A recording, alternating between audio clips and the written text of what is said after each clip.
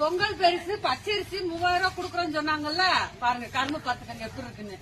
அரிசியை பாருங்க பக்கத்துல. அரிசியை பாருங்க. திமுக அரசின் கடைசி பொங்கல் இந்த பொங்கல். திமுக அரசின் கடைசி பொங்கல் இந்த பொங்கல் தான். இதுக்கப்புறமா திமுக ஆட்சி அதிகாரத்துக்குலாம் வரவே மாட்டாங்க, வரவே முடியாது. அவங்க ஆட்சியில இருக்கும் பொழுது கொண்டாடுற பொங்கல் இந்த பொங்கல் தான். இந்த பொங்கலுக்காக மக்களை ஏமாத்தணும் அப்படின்னு சொல்லிட்டு 3000 ரூபாய் சில பொருட்கள்லாம் கொடுத்துருக்காங்க. அந்த பொருட்களை வாங்கின ஒரு பெண்மணி தான் இது மாதிரியான விஷயங்கள்லாம் பேசியிருக்காங்க. இன்னும் அவங்க என்னென்னலாம் பேசியிருக்காங்க அப்படின்றத கொஞ்சம் பார்த்துட்டு வாங்க. இந்த அரிசி எல்லாம் மனுஷன் தும்பாங்களா? அது பொங்க வைக்கிறதுக்கு தோதுவான அரிசி பாருங்க எப்படி இருக்குன்னு பாருங்க. அரிசி 1 கிலோ சீனி.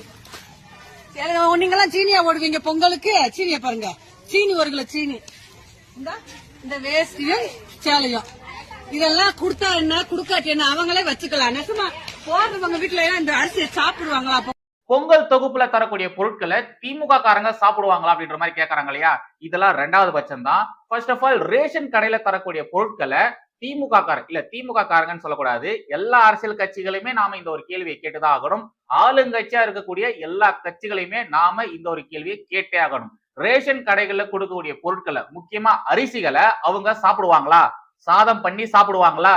முதல்ல ரேஷன் கடையில தரக்கூடிய அரிசியை எங்க பயிரிடுறாங்க சொல்லுங்க, எங்க பயிரிடுறாங்க? இந்த விவசாயிகள் ரேஷன் கடையில தரக்கூடிய அரிசிய தனியா விவசாயம் பண்றாங்களா? ஏன் இந்த ஏழை எளிய மக்களை இந்த சமூகம் இவ்வளவு மோசமா ட்ரீட் பண்றாங்க? இதுல அதிகமா பாதிக்கப்படுறது மிடில் கிளாஸ் தாங்க. மிடில் கிளாஸ் தான் ரொம்ப கஷ்டப்படுறாங்க. இப்பவாச்சும் பரவாயில்ல, ரேஷன் கடையில தரக்கூடிய பொருட்களை நம்மளால சாப்பிட முடியுது. நம்ம சாதமா செஞ்சு சாப்பிடலனாலும் டிஃபனுக்காக அது யூஸ் ஆகுது.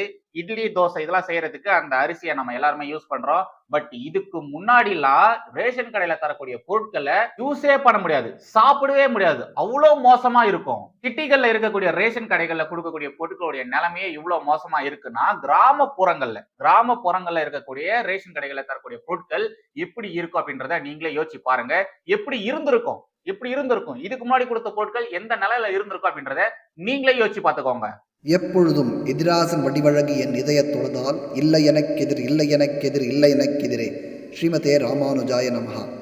ஏழரமை தேசியவாதி அனைவருக்கும் வணக்கம் அண்டு ஜெய் ஸ்ரீராம். யராமேசை சுபவீர பாண்டியன்னு ஒருத்தன் இருக்கா.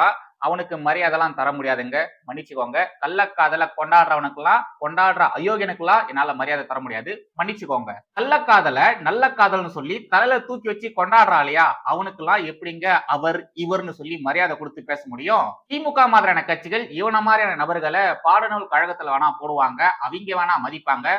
ஆனா மானமுள்ள ஒருத்தனும் இவனுக்குலாம் மரியாதையை கொடுக்க மாட்டான். அதனால நானும் இவனுக்குலாம் மரியாதையை கொடுக்க மாட்டேன். சரி, அதெல்லாம் ஒரு பக்கம் இருக்கட்டும். இந்த ஆளு சமீபத்துல அழுது புரண்டு ஒரு விஷயத்த பேசியிருக்கான், அதை போடுறேன், அதை கொஞ்சம் பார்த்துட்டு வந்துருங்க. வணக்கம். இன்று காலை 6 மணிக்கு நம்முடைய வலைத்தள அணி உருவாக்கிய தமிழ் குறித்த ஐயா பெரியார் அவர்களின் கருத்தை நான் என்னுடைய ட்விட்டர் பகுதியில் பதிவிட்டேன். அதற்கு இந்த 12 மணி நேரத்தில் 124 பின்னூட்டங்கள் வந்திருக்கின்றன.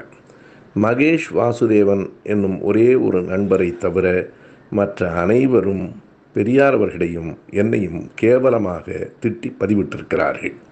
ஆனால் நம்முடைய தோழர் ஒருவர் கூட எதிர்ப்பதிவோ அல்லது அதை ஆதரித்து ஒரு கருத்தோ வெளியிடவில்லை.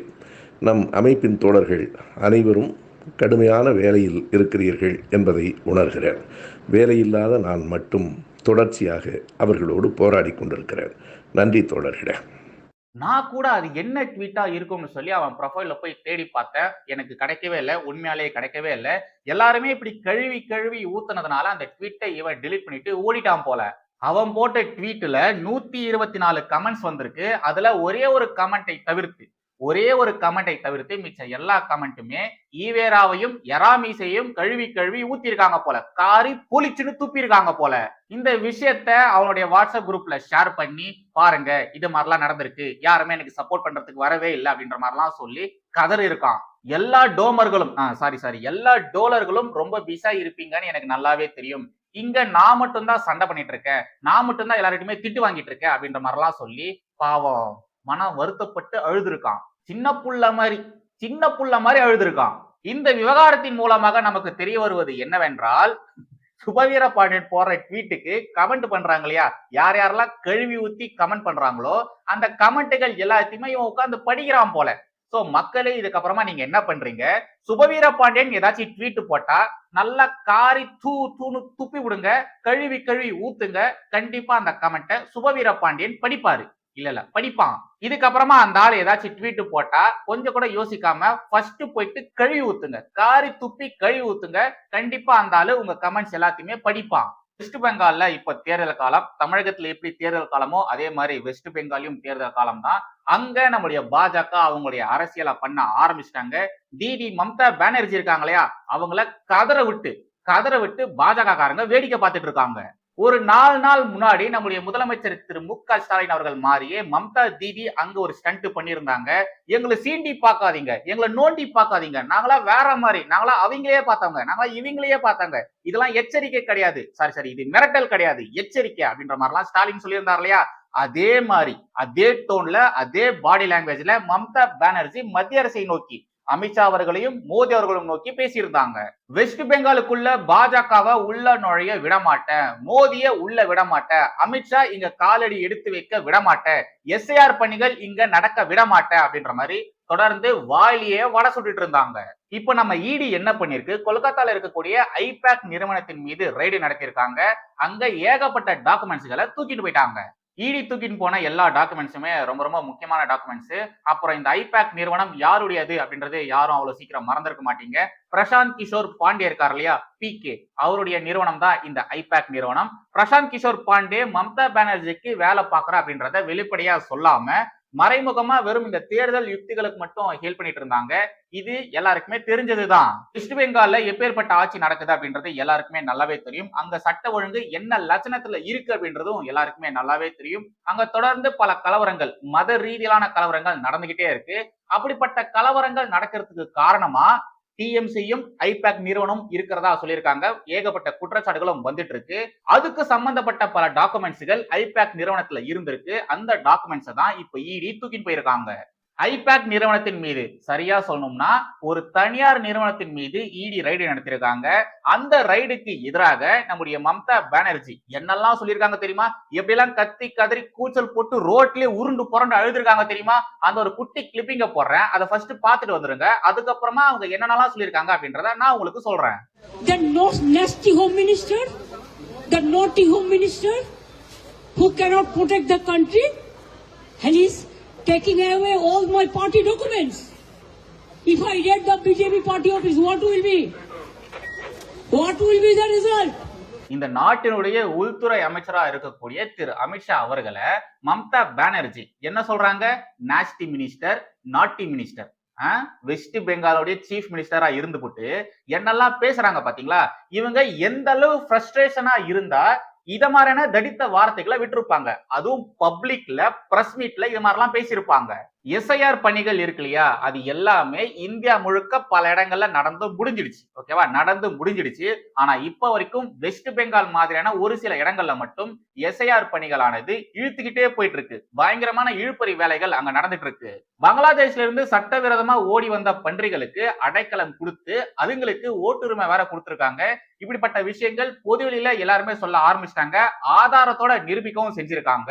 இப்போ இந்த எஸ்ஐஆர் பணிகள் நடந்ததுன்னா பங்களாதேஷ்ல இருந்து சட்டவிரோதமா வந்த பன்றிகள் யார் யாரு அப்படின்றது தெரிஞ்சிடும். யாரு அதுங்களுக்கு அடைக்கலம் கொடுத்தது, யாரு அதுங்களுக்கு ஓட்டுரிமை கொடுத்தது அப்படின்றதெல்லாம் தெரிஞ்சிடும். அதனாலதான் மம்தா பானர்ஜி அவர்கள் ஆரம்பத்துல இருந்து இப்ப வரைக்கும் எஸ்ஐஆர் பணிகளுக்கு எதிராக இவங்க கத்திட்டே இருக்காங்க. எஸ்ஐஆர் பணிகள் நடக்க விடாம பாத்துக்கிறாங்க. இப்போ இந்த அளவு அட்டகாசங்கள், அட்டுழியங்கள் பண்ணக்கூடிய நம்முடைய மம்தா பானர்ஜி அவர்கள் ஒரு காலத்துல இல்லீகல் இமிகிரன்ஸுக்கு எதிராக என்னெல்லாம் பண்ணிருக்காங்க தெரியுமா, எவ்வளவு விஷயங்கள் பண்ணிருக்காங்க தெரியுமா. அப்போ அப்படிலாம் இருந்துபுட்டு இப்ப ஏன் இவங்க இப்படி மாறிட்டாங்க, ஏன் மாறிட்டாங்கன்னு சத்தியமா தெரியல.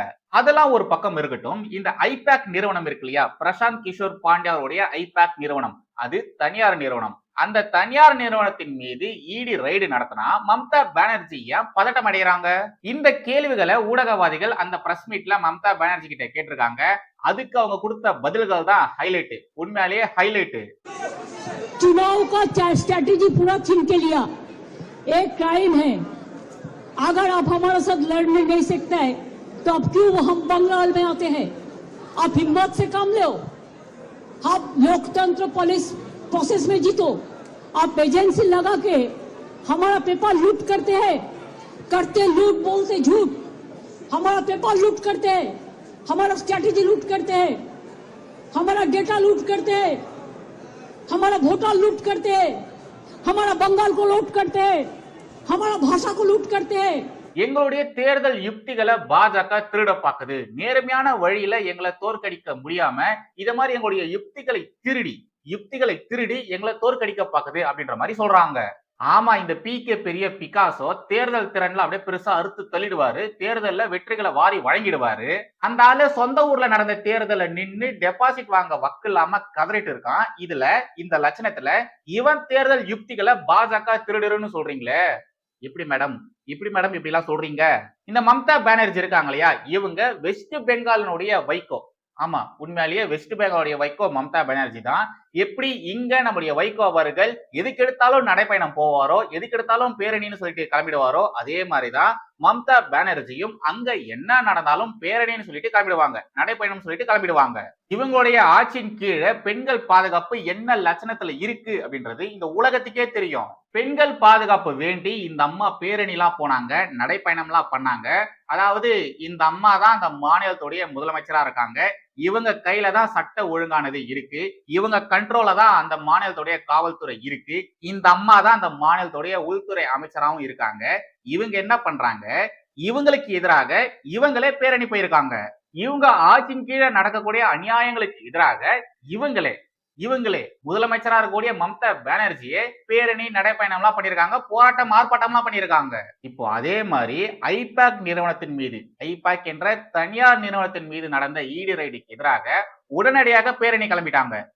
ஆல்ரெடி இந்த மம்தா பானர்ஜி அரசு மீது ஏகப்பட்ட குற்றச்சாட்டுகள் இருக்கு, நிரூபிக்கப்பட்ட குற்றச்சாட்டுகளே இருக்கு. கேஷ் ஃபார் ஜாப், பண மோசடி மாதிரியான ஏகப்பட்ட வழக்குகள் போயிட்டு தான் இருக்கு. அதே மாதிரி ஐபாக் நிறுவனம் இருக்கு இல்லையா, அவருங்க ஏகப்பட்ட திலாலங்கடி வேலைகள் பார்த்திருக்காங்க அப்படின்ற மாதிரி சொல்லியிருக்காங்க. அதுக்காக தான் ஐபாக் நிறுவனத்தின் மீது இடி ரைடே நடத்தியிருக்காங்க.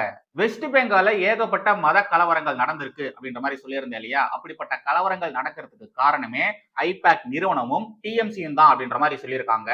அதுக்கு நிறைய ஆதாரங்கள் கிடைச்சிருக்கு, நிறைய டாக்குமெண்ட்ஸ் கிடைச்சிருக்கு. அதுக்காக தான் இடி ரைடு நடத்தியிருக்காங்க. நிறைய டாக்குமெண்ட்ஸை தூக்கினும் போயிருக்காங்க. அங்க நடந்த பல அன்ரெஸ்ட் சிச்சுவேஷனுக்கு காரணமே இவங்க 2 பேரும் தான் அப்படின்ற மாதிரி சொல்றாங்க. பல ஆதாரங்கள் இப்போ இடி கிட்ட இருக்கு. திட்டமிட்டு பல மத கலவரங்களை இந்த ஐபாக் நிறுவனமும் இந்த டிஎம்சியும் சேர்ந்து பண்ணிருக்காங்க. பல கலவரங்களை இவங்களே உருவாக்கி இருக்காங்க. இந்துக்களுக்கு எதிராக எவ்வளவு கேவலமான விஷயங்கள் செய்ய முடியுமோ அதை எல்லாத்தையுமே ப்ரீ பிளான்டா இவங்க எல்லாருமே செஞ்சிருக்காங்க.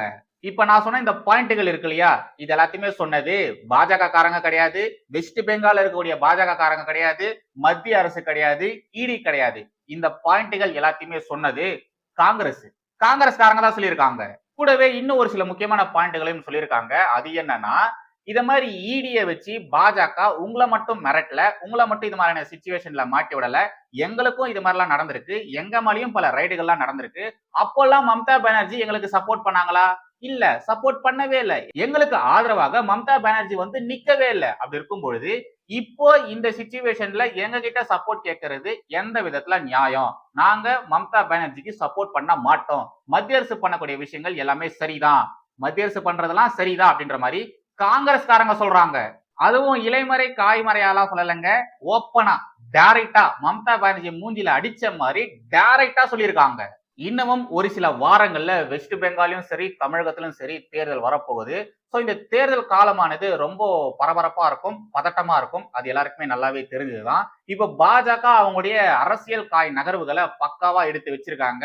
வருங்காலங்கள்ல இதை விட பல தரமான சம்பவங்களை நாம எதிர்பார்க்கலாம். பயங்கரமான என்டர்டைன்மெண்ட்ஸ் இருக்கு, பார்ப்போம் இன்னும் என்னென்னலாம் நடக்க போகுது, தமிழகத்துல இந்த பாஜக எப்படிப்பட்ட அரசியல் பண்ண போறாங்க அப்படின்றத பொறுமையா பொறுத்திருந்து பார்க்கலாம்.